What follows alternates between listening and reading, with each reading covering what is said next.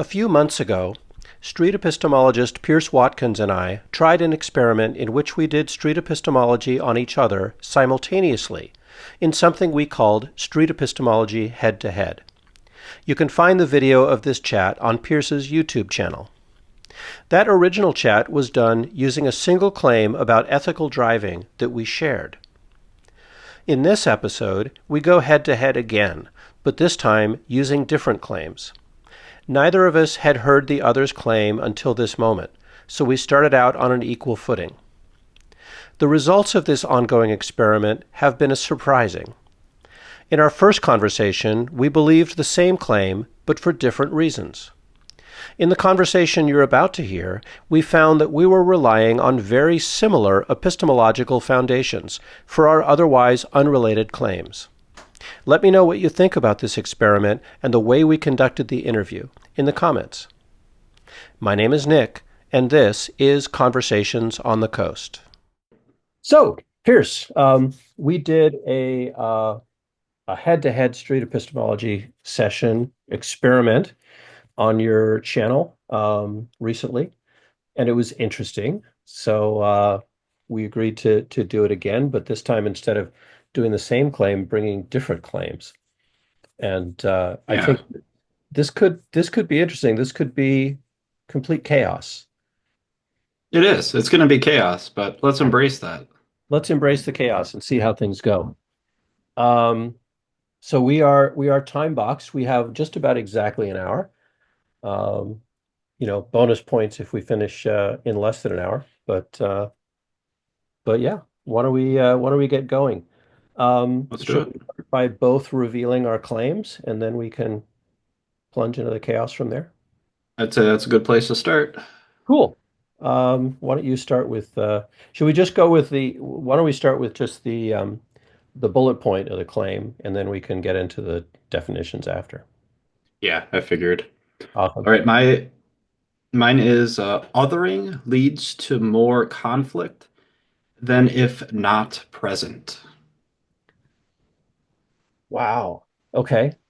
I would definitely have questions about definitions there. Um, Yeah, I'm sure. my claim, I had a really hard time boiling this down to a statement that I could really stand behind. So this is a little bit of a straw man. My claim, I think, is a little bit more nuanced this, but my claim is human monogamy is unnatural.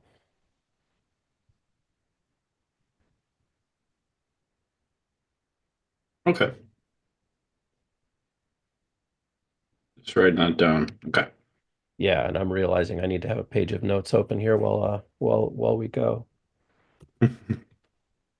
So I'd like to know more about what you mean, because there were several, you talk about othering, and then you talked about being not present, and I didn't understand that last bit. Oh, okay. Yeah, what I meant was I'll kind of repeat it and explain as I go. So, Yeah.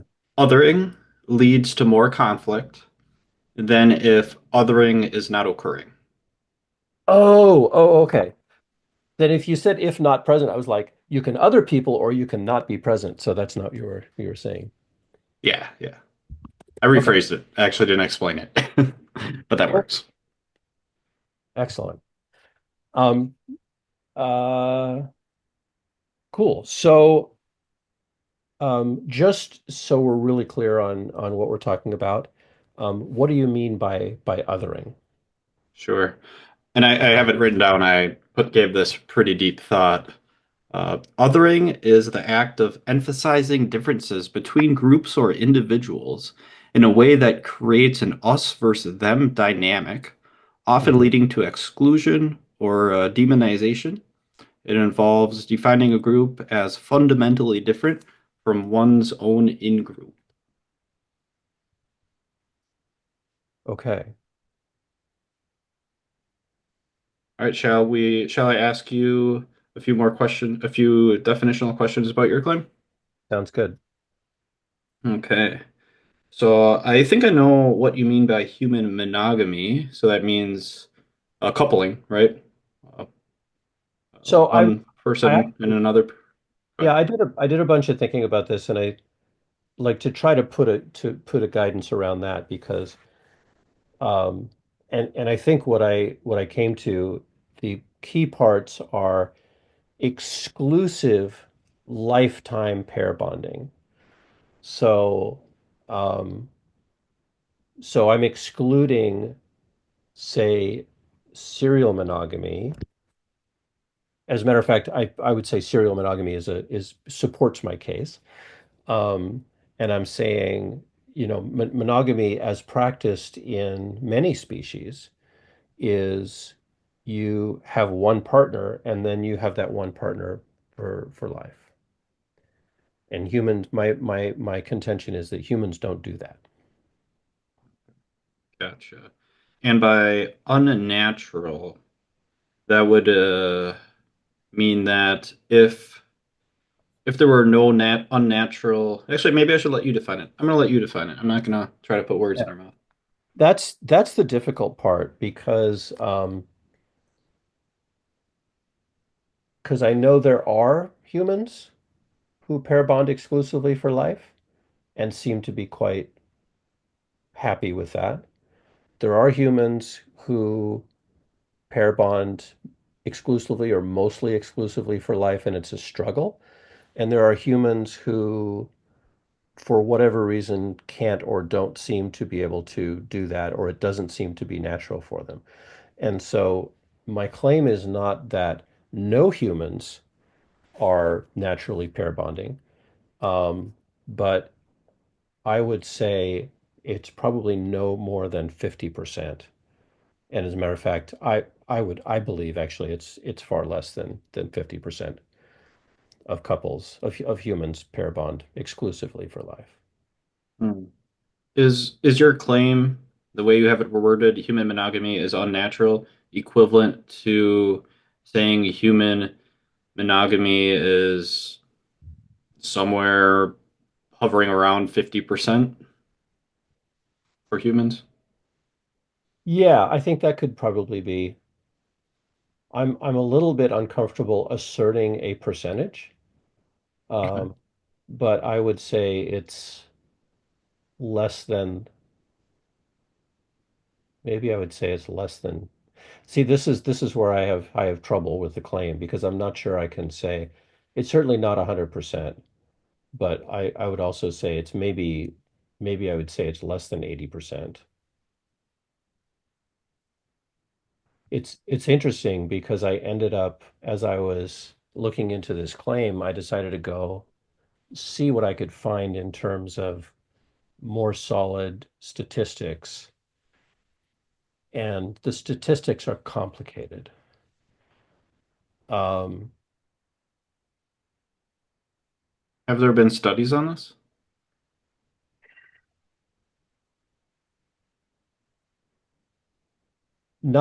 not as such. Um, there's a few things that I've found in casual research. One is about monogamy practices among mammals and the place that monogamy has among primates relative to other mammals. The other thing that I looked up was divorce and infidelity statistics, which turn out to differ markedly from country to country. And I wonder if some of that has to do with the way statistics are reported and the way they're tabulated. But there's not a lot of great statistics. As far as I can tell, there's no research. And I'm not sure how I know how you would test it other than looking at statistics, population statistics. But let me get back um, to your othering claim. Yeah. Uh, so what's the main reason that you believe that othering, emphasizing differences between groups, creating us versus them? What is your main reason that you believe that creates more conflict? Sure. I think if if we do not have this us versus them mentality, in a sense where we are not only categorizing each other, because I think we kind of need that to some degree. We need to categorize people to some extent. Like I live in Mm. Wisconsin, right? Somebody else lives in Florida, right? We can categorize people like that. However, when we categorize them in a way that leads to exclusion or demonization, leads to like creating them out to be the enemy rather than a fellow human being or maybe a collaborator, right? A collaborator of life. I think that creating that enemy category is what ultimately leads to conflict, and without an enemy, there is less likely to be conflict. Okay. Can you give me an example of what you mean by conflict? Sure. Um, like let's say you're in a work setting and you find out one of your coworkers voted for the opposite politician than you voted for. Othering might be, you know, and this can be out loud, it can be in your head, like that person is such a silly goof. I would use more explicit words, but I don't want to, because they voted for this candidate, and then you might. You asked me to define conflict. I'm not defining conflict. Um, let me start over. So you might have those thoughts in your head, and then that might lead to you treating them differently. And that where the conflict comes in, conflict would be like uh, they might want to do a certain task a certain way, and because you have these thoughts in the back of your head, you might say, no, don't do that task. They might say, yes, I'm doing that task. And you might say no, and you might start an argument. An argument could be a conflict. Okay. A physical altercation could be a conflict. Okay. So I'm going to put this in my definitions here. So conflict is verbal or physical altercation. Yes, and I would say it would, just to clarify slightly further, I would say it goes a little bit beyond a disagreement. I think a conflict isn't strictly, in my definition, a disagreement. I think people can disagree and have there be no conflict. Peacefully disagree. Okay. Yeah. Like an unpeaceful disagreement. Cool. So I'm not sure I heard the main reason though, because you started out Oh, saying if we don't have an us and them mentality, and then you went to that we do need to categorize um, people, but there's a special category when you make this into kind of you demonize people. yes. But what reason can I extract there? I think it's kind of an extrapolation, maybe, uh, Okay, extrapolation from what?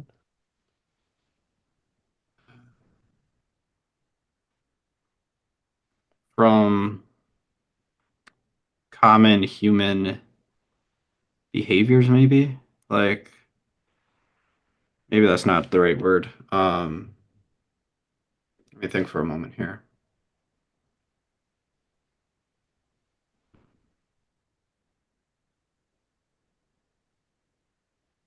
Yeah, I think when people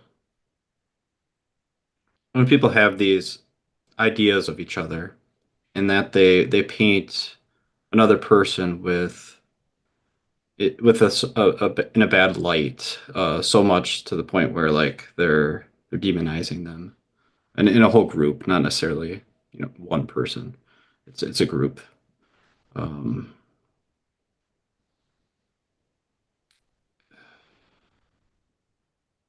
I, I can't necessarily point to a reason why. It seems like that's a human tendency, a behavioral human tendency, like a Okay, how do you know that this is a behavioral human tendency? hmm, I I'd say observation. Um, kind of like I think back to 2020 as a good example, where that was an absolutely insane year with chaotic violence. And I think I made the determination that a lot of that violence was due to othering, right?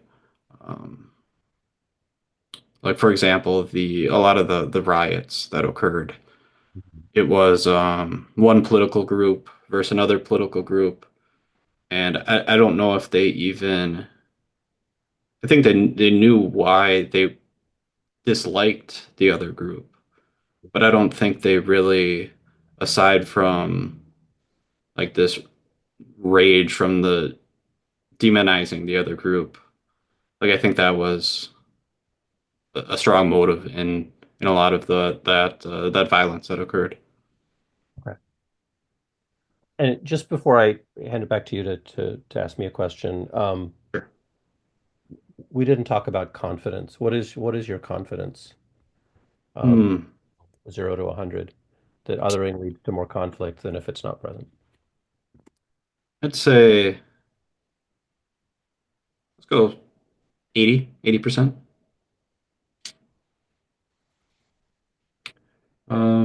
Yeah, actually, I'd like to ask that same question back to you. What is your confidence that human monogamy is unnatural? Also 80%. 80%. Okay. Okay. And we talked a little bit about some possible reasons. You said you did some basic research, I think is how you described it. You talk is that what got you to your 80%? No, definitely not. The research I did was really, as I was preparing for this talk, I started kind of thinking, really trying to define the claim better. I ended up going and looking into like what might be more backing for the claim that would be better than my main reasons. But I would say, um, so I listed one, two, three, four, five, six, 7 reasons. Um, some of which I think are really core reasons why I believe this, and and the others kind of go get further and further down, and actually are probably better and better reasons as they go down the list. But I would Hmm. say my main reason um, is just observing, as with you, observing people, but also kind of hearing anecdotally that the majority of relationships fail. Um, or relationships are not truly monogamous, meaning that people who are ostensibly monogamous, they seek loving attention outside of their primary relationship, what we call cheating.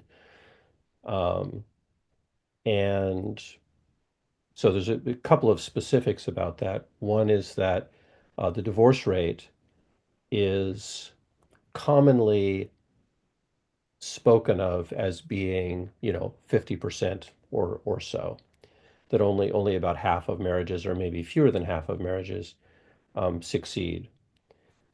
Many people, also in non-marriage relationships, many people seek out mates, are with mates, um, and then break up with those mates, and then go find other mates. So what they call serial monogamy. Um, and then there's lots of people who, I think that the presence of something like Tinder um, shows that there is, especially in youth, a lot of people who go out and just have many, many casual partners. Um, but probably the divorce rate is the main reason, with a strong secondary reason being my own inclinations. I'm polyamorous, and I was not able to make monogamous relationships work, and I didn't find happiness and stability in relationships until after I realized that, and um, and acknowledged that and allowed myself to get into a non-monogamous relationship where now I have had a successful long-term relationship. Um, so yeah, two main reason I think is probably just knowing about what is talked about the divorce rate, and secondary reason is my own inclinations. Okay. I'll get back to the divorce rate and your own inclinations. Before that, I want to ask, what are some alternatives to human monogamy is unnatural? Um, what are some other possibilities that could be true besides that? Yeah, it it could be true. Well, if you took a Christian religious view, we could say that human pair bonding for life is the natural state, and it was the fall of man in Eden that actually introduced um, non-monogamy into the world. Um, I say that not as someone who embraces Christian faith or doctrine, but just thinking about conversations that I have with theists, right? They might. Hmm. Another thing we could say is that it is natural for humans to pair bond, but because of the way that society has evolved, we're in a society where we're not forced to rely on each other. And because we're not forced to rely on each other, it gives us, then we can go follow other inclinations. Um, the reason I don't, I mean, that second one I think is plausible, but the reason I don't think that that's the truth is that um, that implies that our main tendency would be to stay together, and it would be less likely that we'd look outside of the relationship. And in fact, what I Hmm. observe is that people, even when they're honestly trying to be monogamous, they feel those pulls um, you see someone pretty and they flirt with you, and and you're tempted by that. The fact that temptation exists suggests to me that it's not our natural state to um, once we bond with someone to be like, yep, I'm done. Okay. Let's let that cook a little bit, and I'll let you ask me questions. Um, so it sounds like your main reason for your claim about othering is observation of people. Is it possible to observe people and come away with the wrong with an incorrect interpretation?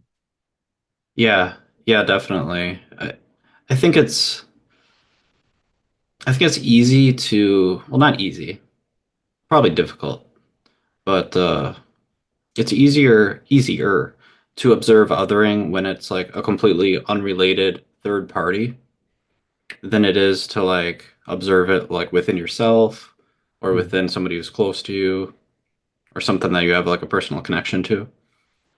I think it's a little easier to see when it's a complete third party, perhaps. But there's still a big margin for error. So are you saying that observation of yourself or observation of people close to you is less reliable than observation of people that you don't know? Yeah, yeah, I think so. I mean, as long as you're able to, with the people you don't know, you have to have all the information. You can't just, have this tiny tidbit of information this big, and Mhm. you need to have a little bit more to go off of. But yeah, Let's say you saw somebody, um, I'm trying to think how I can set up a situation where you're observing somebody who you don't know at all, and you're observing their behavior and interpreting their actions as being due to othering, and then observing yourself. who you know very well and observing your actions, if you came to if you did the same action that that other person did, let's see, let's say you get into conflict with somebody else and you observe an unrelated person get it into a conflict with an unrelated other. Do you think it's possible that you could be reacting in the same way for the same reasons, but you're interpreting their reaction as being due to them othering, and you interpret your own actions as not being due to othering? Yeah, that's kind of what I was saying. Exactly. Like sometimes we're unable to criticize ourselves. And I think that's kind of the reason, like, it's like I would never do that, right? Like I think we'll all kind of have Hmm. that I don't know what the right word is, that mentality. We're the hero of our own stories, but I think in reality we're not. We're we do the Hmm. same things as other humans. Okay. So it's interesting because from my point of view, and tell me if this is not fair, because I want this to come from your thinking, but it sounds like you're saying that when you look at somebody else, that the objectivity of looking at somebody else who's not you is more reliable than your intimate knowledge of yourself when observing yourself. Do I have that right? Yes, and the reason for that, I think, is bias. I think you are going to be biased in a role yourself sense. Like you're going to be for yourself. You're not going to, I mean, I guess it depends on the person, but generally you are in favor of you are your own advocate. That's interesting. Why would it be more reliable? I mean, you kind of answered this, but I'm going to ask it in a slightly different way. Why would it be more reliable to interpret the actions of someone else rather than interpreting yourself? I almost feel like you would I did answer not, it. So I didn't understand. I'm sorry. so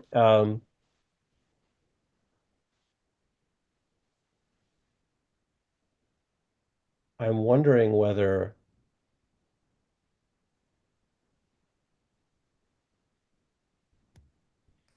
there's a the tension that we've set up is between somebody who you don't know very well. Possibly you wouldn't, if you don't know them, like how do you know their motivations? Whereas if you know yourself, do you know your motivations Mm, I more, see. right? And so there is the factor. So I think there's two things here. One is tendency to, I mean, it's almost recursive here, right? If you're looking at someone else and judging their actions, is that also an example of othering? It could be, yeah, absolutely. So you could be judging them more harshly than you would judge yourself. I think that's something that is rather common. Yeah, But on the flip side, you made an excellent point, which is we do tend to be the hero of our own story, so we might be more kind to ourselves. I guess the question is, how do you know which one of those is more accurate?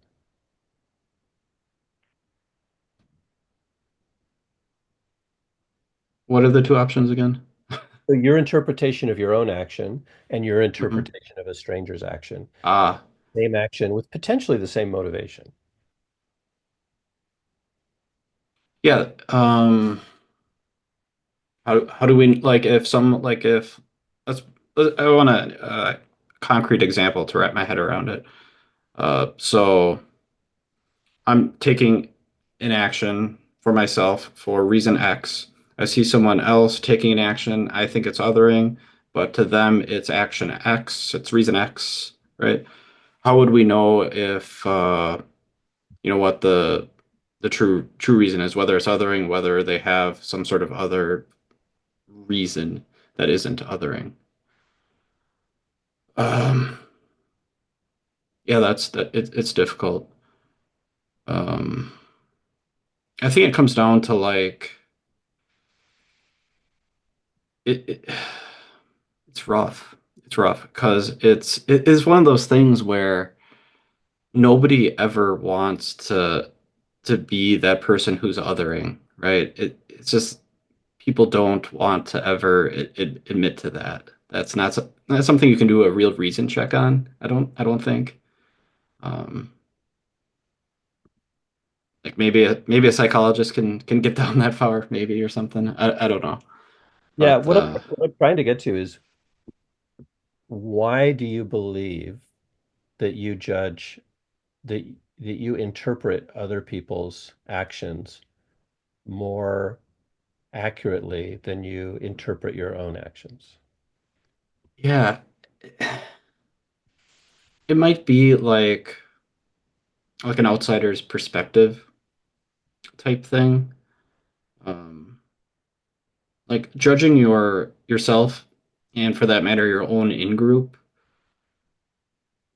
I don't know, like that bias seems like a difficult difficult hill to overcome, to walk over. Judging the other side, that's super easy. I think well, I mean there can be a bias there too, but if it's something that's more neutral, I think it's something that you can the bias, there's not going to be a bias, so you can be a little bit more objective about it. Yeah. Um, Still knowing what's going on in someone's head, very difficult to figure out. Yeah. So is observation the best reason for holding your claim? Um,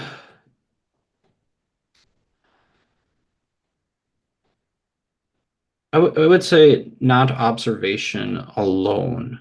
And I don't think it comes down to observation alone. There's a little bit more to it. Um, there's the there's observation is like an aspect of it. Yeah. I think it's more of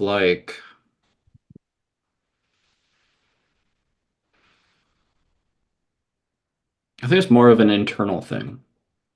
Mhm. Like I So have go what ahead. is more important? So I view other people and what they have, what they do, their behavior. And a lot of times other humans have very similar behavior to myself. So I assume that other people are behave like me. Their brain works similarly to mine. I've read a few books on that have othering as chapters in them. Yeah. And when reading those books, I've been able to kind of self-examine Mhm. and realize in the past when I have been that guy who has othered, right? And then I kind of am able to internalize that, realize that, know what that experience is like, know Mhm. what that looks like. Yeah. Then I'm able to kind of see that same type of patterns in other people, right? That is where the observation comes into play, right? I can't know exactly what's going on in their head, but I know what was going on in my head. Yeah. So it can kind of be like, well, those puzzle pieces kind of fit together. It's not an exact science. I don't know for sure, but it seems like a likely match. Okay. So I mean, to paraphrase, it sounds like you're saying you're using empathy to generalize and say, if you observe behavior in someone else, it you're using your own experience to guess that their motivations are the same as your motivations in the same situation. Yeah, I think that's fair. Fair paraphrasing.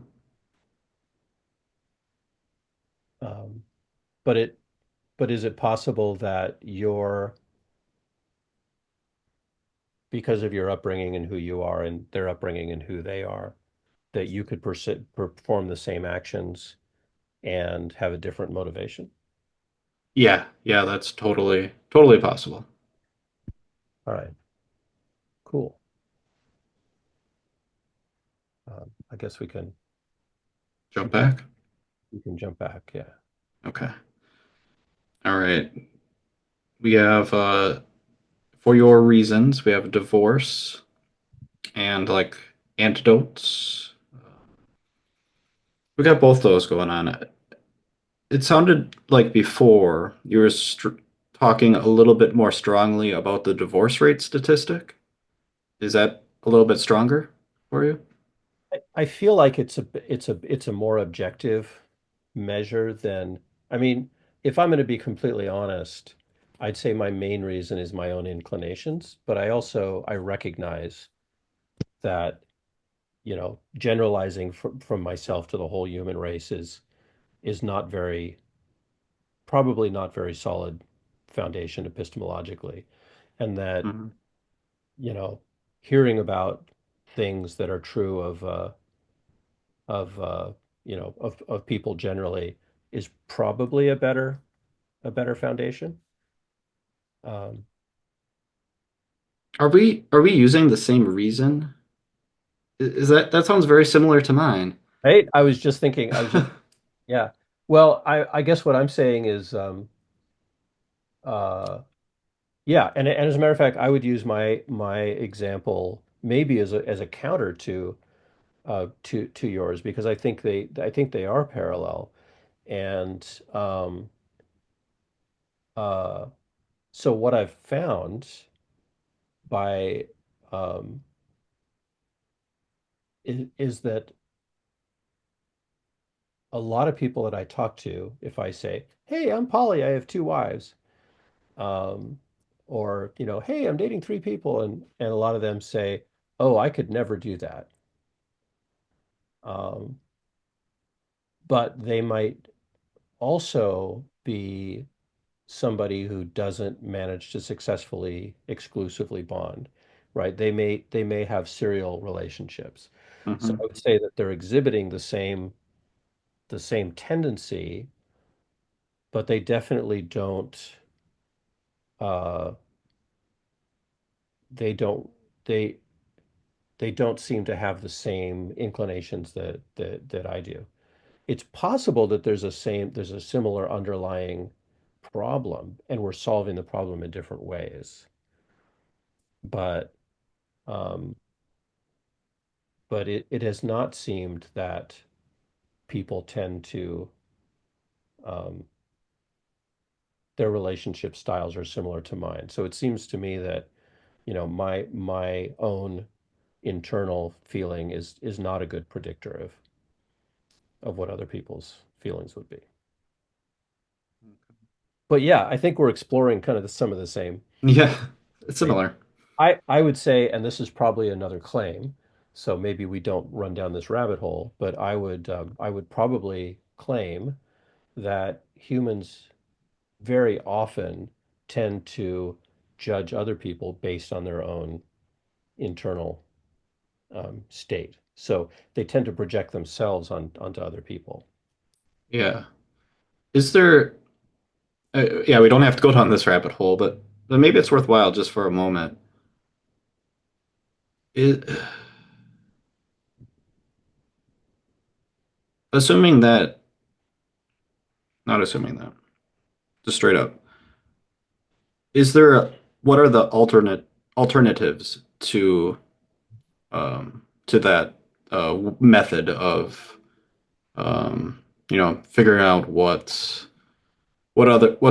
is going on in other people's heads, what they're up to, their behaviors, their thoughts.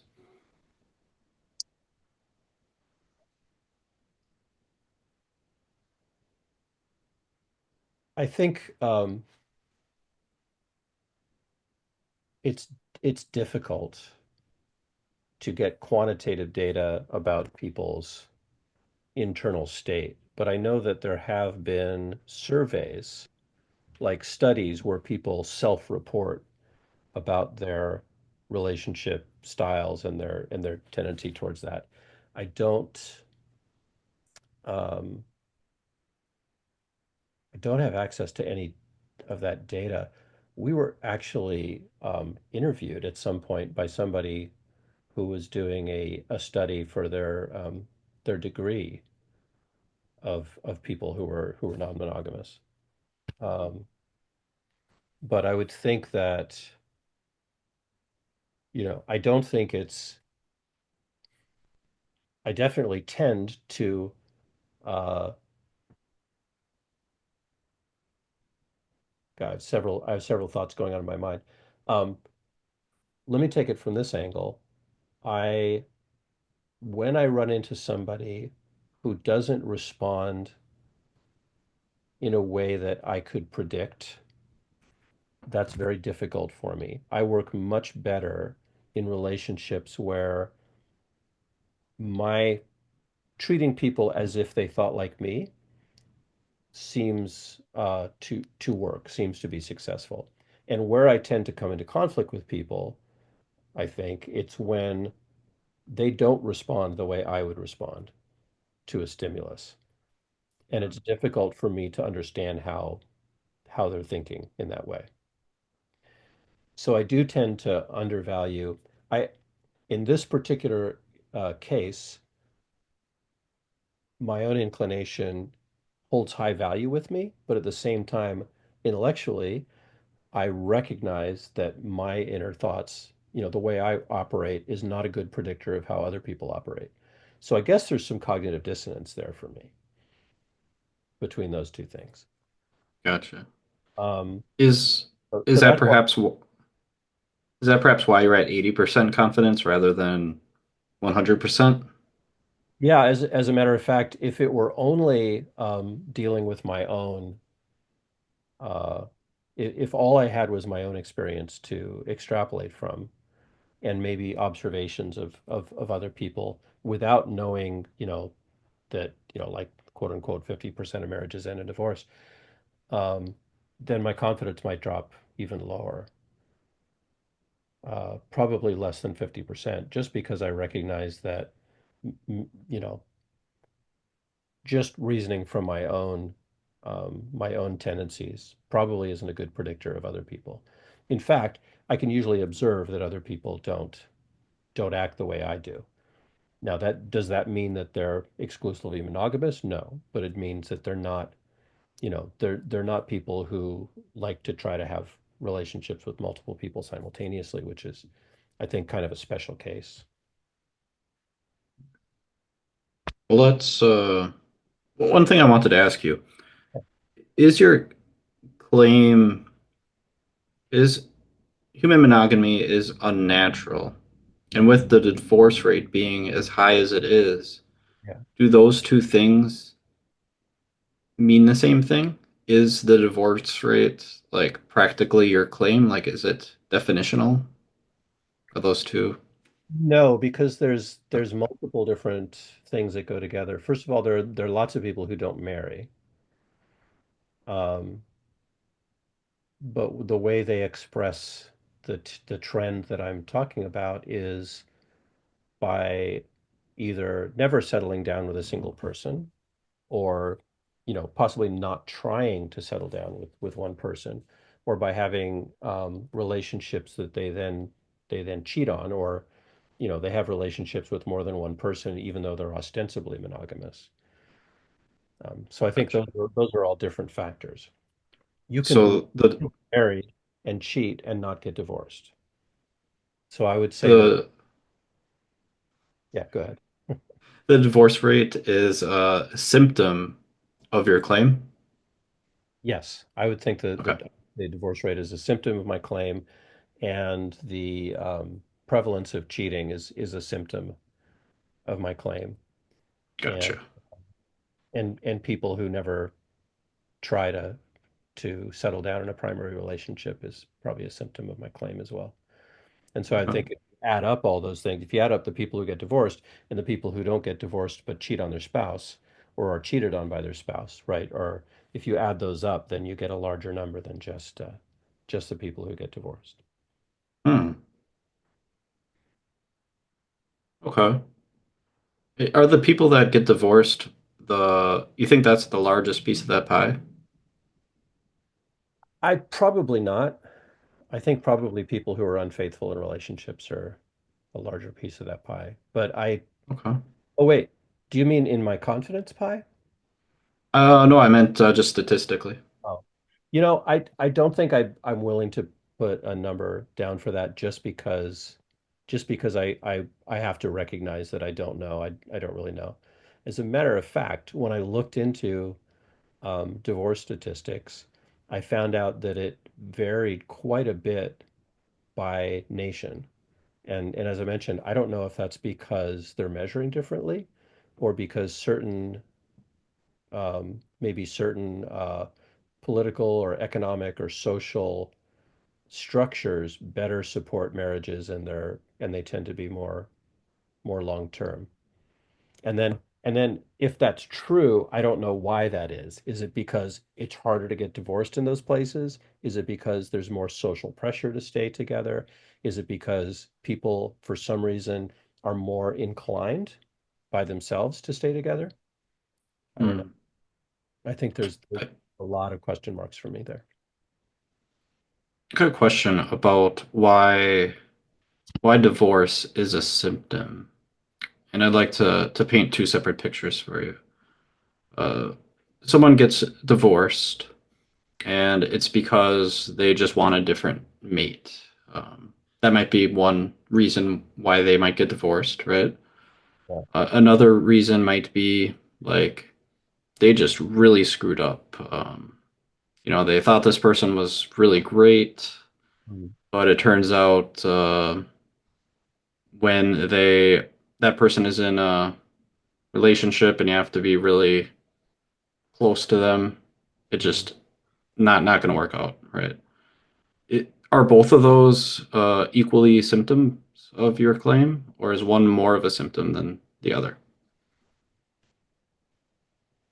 I think my initial thought is that one of them is more of a symptom than the other. So if I can rephrase that back to you, I think what you're saying is there's one uh, there's one side where people just no longer want to be married to that person because either um, they fall out of love uh, or they you know you said want a different mate, and I'm not sure that's what um, necessarily what causes divorce. But the other is that you said they picked the wrong person to start with. Yeah. Like it was never going to work out from the beginning. Maybe Right. dating worked, but the marriage didn't work. I don't know, but I would consider that if there's a concept of there's the wrong person and I'm still looking for the right person, that might be a symptom of what I'm talking about. I see. Okay. Because uh, I would say, and I'm going completely anecdotal here, I don't know how to support this with evidence, but my intuition is that the relationships that stay together and people who stay bonded for life are doing so not because they don't have conflict and they don't have pulls outside the relationship, but they're doing it because they have decided to commit and they do the hard work to stay together through those conflicts.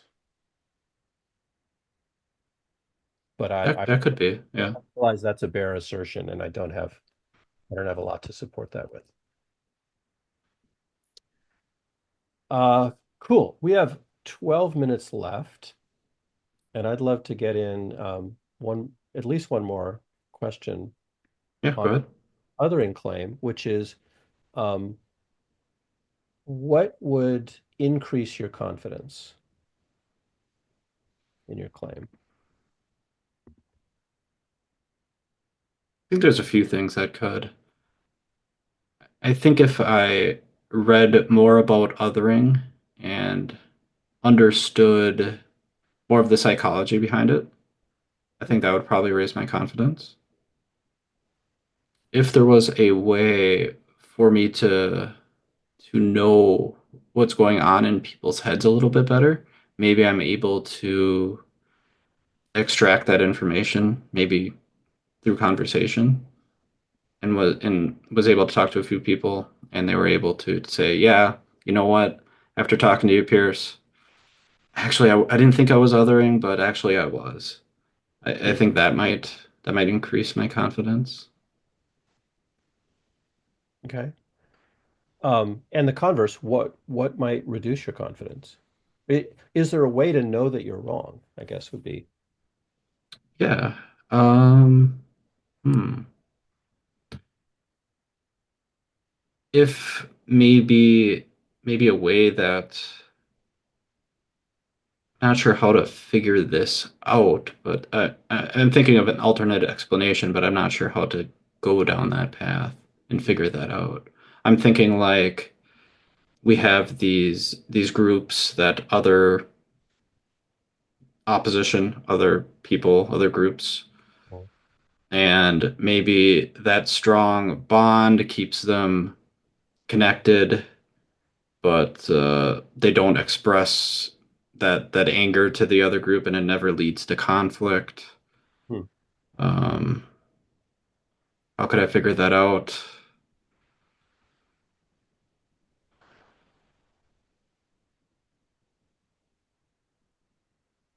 Not sure. That's a tough one to figure out. Mhm. But at least I know an alternative now. At least I thought about an alternative.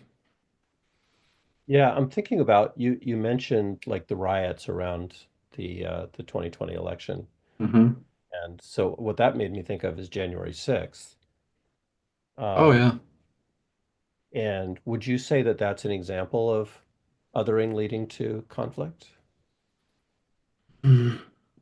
I think it had significant influence. Yeah. I mean, I think January 6th, there was a lot of people believing claims that may not that were not true, Mhm. right?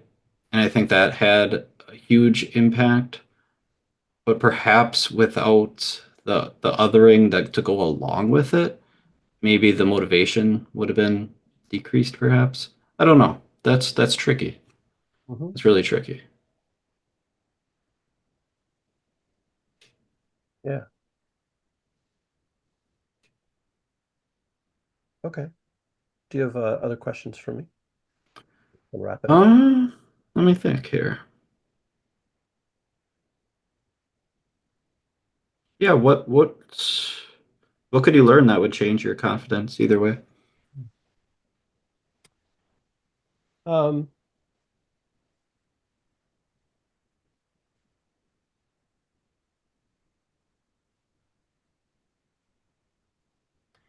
I think if there were a more comprehensive study, perhaps that could try to get to causes. I mean, that seems like that would be pretty sophisticated information to get. But if I knew something about, um, yeah, I mean, maybe it's like what you said about othering, right? If I knew more about the psychology of what caused people to pair bond and not to pair bond, or what the difference was between other animals.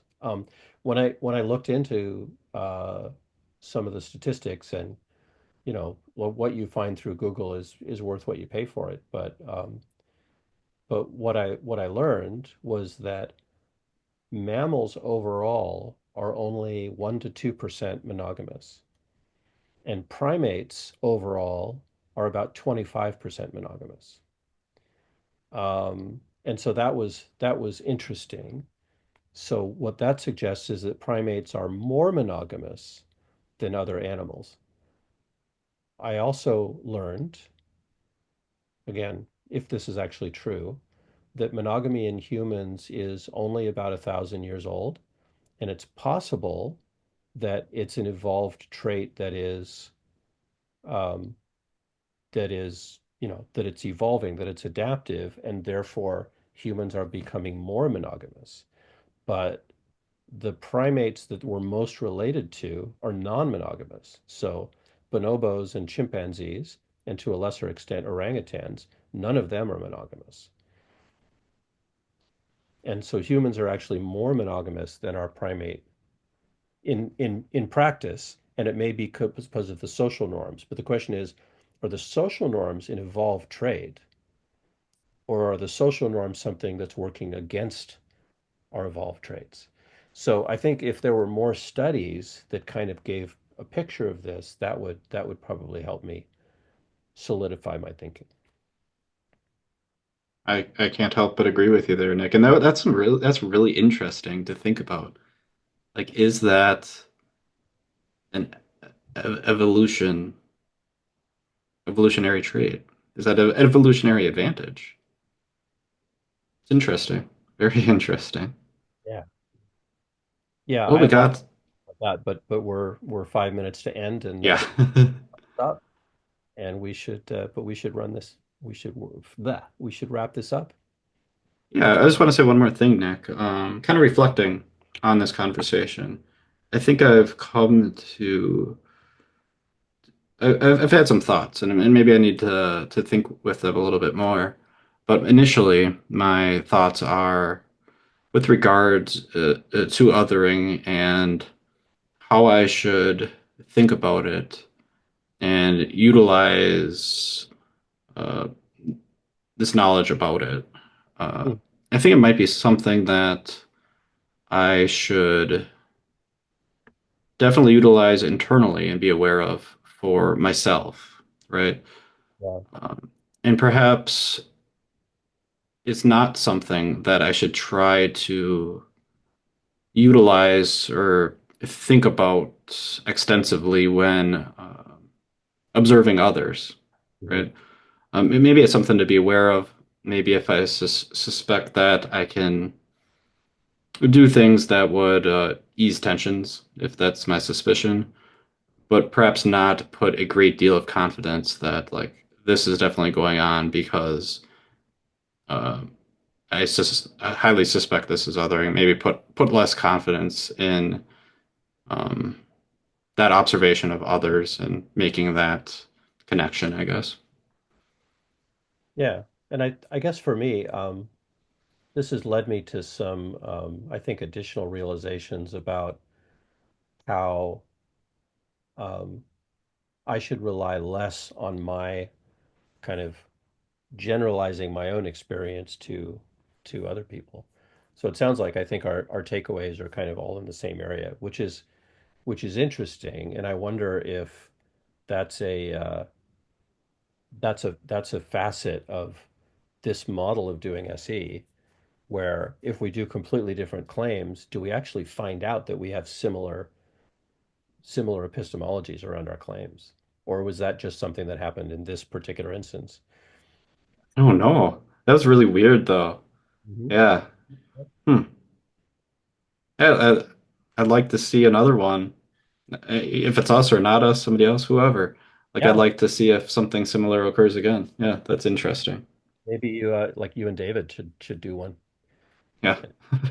Maybe me and the other David should do one, or me and Kip There you or something. go. Yeah, let's like Something. Somebody and somebody. try different combinations to see what happens. Anyway, thank you for participating in this experiment with me.